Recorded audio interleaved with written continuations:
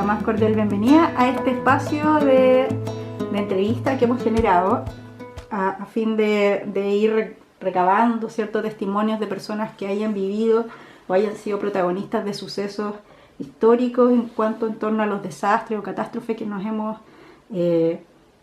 vivido como país, ¿cierto? Como ciudadanos de este país. Y en esta primera instancia tenemos de invitada a este espacio a Corina Bastías, quien nos acompaña hoy día. Corina es una de las personas sobrevivientes de la caída del edificio Alto Río, que sufrió este derrumbe, ¿cierto? Este desplome del edificio en el terremoto 8.8 del 27 de febrero del 2010. Hola, muy buenas tardes. Bueno, como la señorita dijo, mi nombre es Corina Bastías Troncoso. Soy oriunda de Lota, nacida en Lota, hija de padres mineros. Mi madre era dueña de casa, mi papá era un minero. Compongo una familia de 5 varones y una hermana más, somos 7 hermanos. Tuve la oportunidad de poder educarme en un organismo de educación superior y de profesión soy químico analista, la cual fue una profesión que ejercí desde el momento de egresar y participé también en una unidad con un buen equipo de trabajo, ¿ya? Profesionalmente puedo decir que me fue súper bien, pero emocionalmente me fue más o menos y yo diría que mal. Bueno, fui casada y luego divorciada en el 2012, después del terremoto, y tengo 2 hijos. Ahora, con el miedo que tenía, yo tenía que irme a vivir al Alto Río en septiembre, y era tal mi estado de estrés que tenía de susto, porque nadie sabía que yo había comprado un departamento, se filtró por ahí y eso me acarreó más problemas en mi casa. Y tomé la decisión de yo irme de la casa. El 27 también fue un 27 de agosto, yo tenía que estar viviendo en el Alto Río el 1 de septiembre. Fue tal mi grado de estrés que sufrimos un accidente cerebrovascular. El mismo año, ese 2009, yo en diciembre ya estaba viviendo, con la esperanza de que el descanso, estar sola, entre comillas, porque como tengo 2 hijos, el hijo menor se fue conmigo a vivir. Tenía muchas ilusiones con todo eso, pero ocurrió lo que ocurrió. Y después del terremoto, más o menos en junio, mi remanente visual de siluetas ya no era. Lo perdí todo, y lo que sí tengo problemas con la cantidad de luz que de repente se pueda proyectar. Y estoy obligada de repente a usar unos filtros o mis gafas oscuras. Bueno, traumática, terrible, porque como ya les contaba, para mí significaba la puerta de la libertad y la proyección de una nueva vida. Y percibir que todo se derrumbó porque yo ese día decidí quedarme sola, le pedí a mi hijo que compartiera, como era tiempo de vacaciones aún, compartiera con sus amigos en el barrio que yo vivía. Él no se quería venir, incluso el papá había pedido el auto, así que le dije, por favor, que se fuera y le entregara el auto al papá. Entonces me quedé sola. Y la verdad las cosas es que no podía dormir. Tenía sentimientos encontrados, tenía todavía susto, pero estaba muy contenta. Decía yo, no, aquí sí que voy a partir bien, porque voy a estar, acompañada por mi hijo menor. Y además había tenido el tiempo suficiente como para arreglar, alajar el departamento con todo lo que realmente a mí me gustaba. Y si bien es cierto que antes del accidente cerebrovascular tuve la oportunidad de elegir, por supuesto, y encontraba que el lugar era muy bonito, a pesar de que hubieron algunas opiniones que decían, oye, que el barrio, pero yo tenía mucha expectativa de ese lugar, porque decía, esto va a crecer, la costanera, aquí se va a centrar todo lo que es cultural, voy a estar cerca de todo. y además me va a permitir la libertad de, no sé, me gustaba andar mucho en bicicleta, de andar en bicicleta, de incluso de ir a trabajar, decía yo, en bicicleta, y no usar auto. Entonces me había proyectado con muchas cosas en ese lugar. Y la verdad que yo empecé a sentir ruido, y un ruido que realmente me llamó la atención porque ya más o menos sabía de que, como que de qué se trataba. Y dije yo, esto no es, tiene que ser algo. Y obviamente el sismo, que después no paró, que me lanzó prácticamente hacia la pared del lado izquierdo, donde había un closet. A los pies de mi cama también había otro, y en mi lado derecho tenía un ventanal que miraba al río. Y salí proyectada de mi cama. Quedé en posición fetal, donde lo único que atiné a que estar quieta, y escuchaba ruidos. E incluso junto con el ruido, como un zumbido subterráneo, yo empecé a escuchar la vibración de los vidrios y metal. Y eso ya me puso en alerta.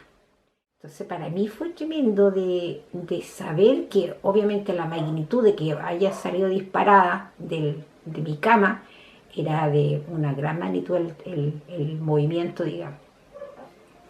Y bueno, pasó mucho rato ahí, no sé cuánto, lo único que sé que parece que atiné como a las 10 de la mañana, me rescataron, y en ese rescate yo pasó el rato de repasar toda la vida y de escuchar a mis vecinos que gritaban por auxilio, mis vecinos más cercanos que tenía. Pues yo vivía en el primer departamento, para el lado del río, saliendo del ascensor y la escalera, y había un departamento que miraban hacia el supermercado que está emplazado ahí. Y ahí vivía, en una esquina vivían una pareja de personas de la tercera edad, y yo escuchaba que la señora María no quería subir porque alguien gritaba que había que subir. Y yo decía, pero ¿por qué subir? Después decía yo, entonces no está, porque espacialmente no sabía cómo estaba.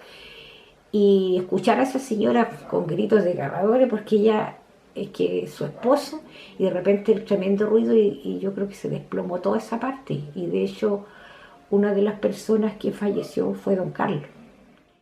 Yo lo único que atinaba de repente, si optar por querer salir o quedarme ahí, porque yo decía, ya no tengo nada más que hacer otra vez. O sea, encontraba de que mi expectativa, ¿no es cierto?, de cambio, morían con eso también. Pero lo que me instó de repente fue acordarme de mis hijos, porque mi hijo mayor estaba en Los Ángeles, y yo sabía que mi hijo menor iba a buscarme, iba a volver a buscarme. Y el solo hecho de repente de saber de su preocupación, y yo sentía que también todavía tenía que apoyarlo, porque la decisión que había tomado trastocó todo mi grupo familiar, y sobre todo ellos.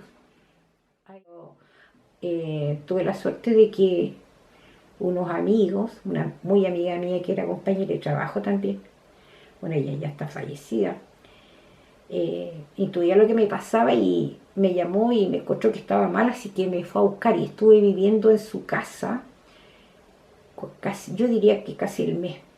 Pero ya ahí yo notaba de que no veía la silueta, y eso fue aumentando.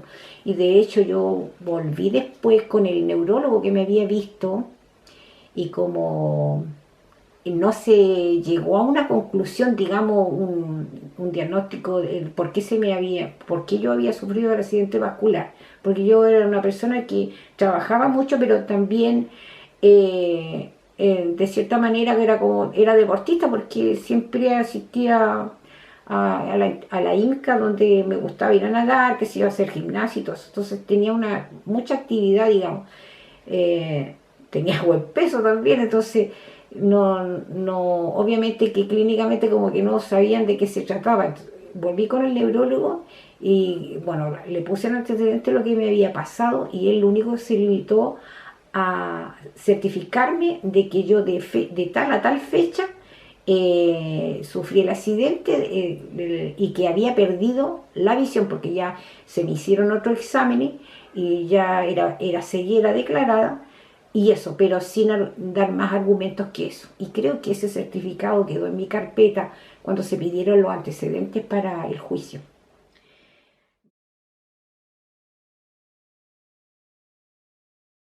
Quiero recoger un comentario que usted hizo en ese momento, cuando usted yacía dentro del edificio caído, ¿cierto?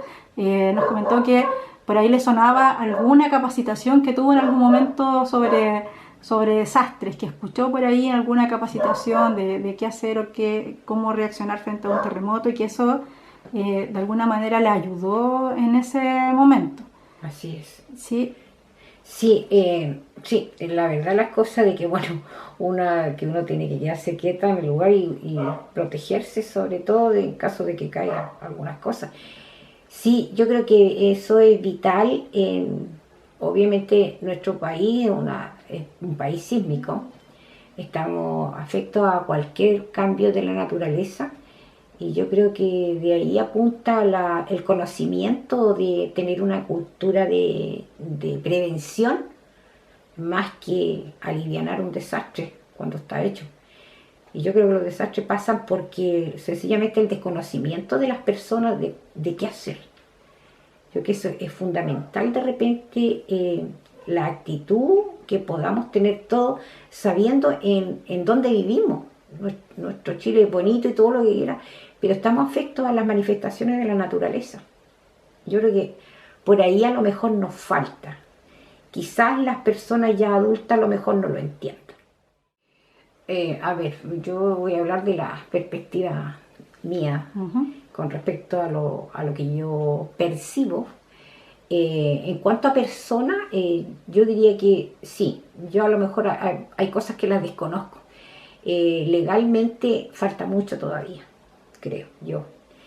En lo que se refiere a políticas, digamos, de Estado, donde la ayuda inmediata debiera ser acabada, creo que también falta. De hecho, yo pongo mi caso porque a mí después del terremoto me tocó tocar puertas y, como les decía, sencillamente se cerraron para mí. O sea, nadie de los organismos, digamos, que son dependientes o estatales, pudo darme una respuesta como para ayudarme. He tenido que de repente no sé, poder luchar contra con lo que tengo solamente, que igual consigo de que es injusto en circunstancias de que obviamente todos cometemos errores, ¿ya? Pero cuando tenemos una responsabilidad, por ejemplo, ante la sociedad, siendo parte de una sociedad donde cada uno tiene que aportar lo que mejor pueda para ayudar al otro, porque en esa medida yo creo que existe el colectivo de poder vivir bien. Entonces, creo que eso se ha ido corrigiendo. Pero donde falta, por ejemplo, de hecho, el caso del Alto Río no está cerrado. ¿Y el resto qué? O sea, seguimos nosotros marcando el paso. Yo hoy en día soy jubilada por discapacidad y tengo que invertir el recurso que yo me gané trabajando de mi jubilación en pagar arriendo, por ejemplo. De que algo más hay que hacer, o sea, creo que estoy en la recta final y tengo una nieta también, a Dios gracias, hermosa, sentar un precedente. O sea, si alguien pide de mi testimonio, tengo que ir con la verdad, porque esa ha sido la verdad de mi vida. También hoy en día, en este desastre, también conocer a gente que está peleando por conseguir cosas, ¿no es cierto?, en que se haga justicia, y pensar también de que de cierta manera se ha ido modificando algunos esquemas de educación sobre todo. Bien, muchas gracias Corina por este espacio, por este momento, por haber querido participar, ¿cierto?, aceptado esta invitación a participar. La dejamos invitada a continuar luego comentando y conversando en espacios y momentos futuros que podamos generar para esta línea de estudios y publicaciones de la Fundación Alto Río. ¿Sí? Gracias a ustedes.